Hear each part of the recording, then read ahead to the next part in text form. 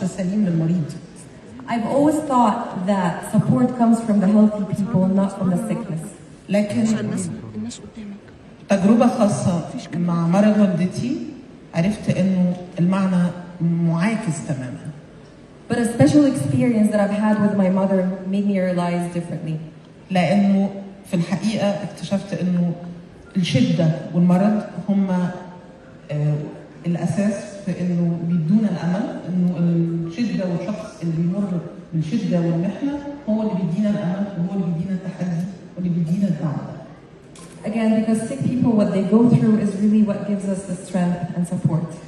وعلشان كده أعتقد وبشكر كل الجمعيات والمؤسسات اللي موجودة في الفعالية الدولية دي، لأن هم في الحقيقة مش بيقدموا الدعم، هم هدفنا قد إيه إن إحنا نعبر عن أحداث حقيقية ومشاعر حقيقية ونحاول ندخل البهجة على قلوب كل الناس. As an actress myself, I would like to say that I'm pretty lucky. I'm sorry, you didn't say.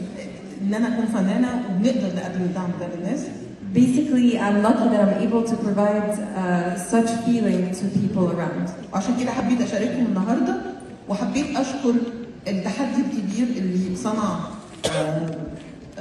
الفعالية واللي خرجها للنور بعد تحدي شخصي كابتن أمل كمان. Please thank Mr. وأشكره ويا ريت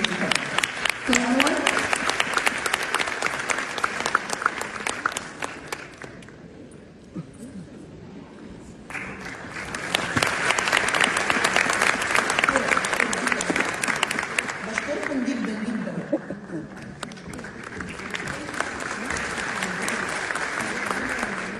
ازيكم الاول هتكلم عربي وانجليزي عشان الموجودين برضه. الاول النهارده هنختم النسخه الثالثه للحمله، طبعا في وجود كل الناس اللي شاركت في الحمله، طبعا ده شيء عظيم ان احنا بنكمل مع بعض المشوار. First of all, I would like to thank everybody here because we are now in the the closing ceremony of the third edition. It's really a pleasure to have all of you here, especially in this great day. After a lot of traveling and a lot of spreading the hope everywhere, it's impossible to do it alone. It's only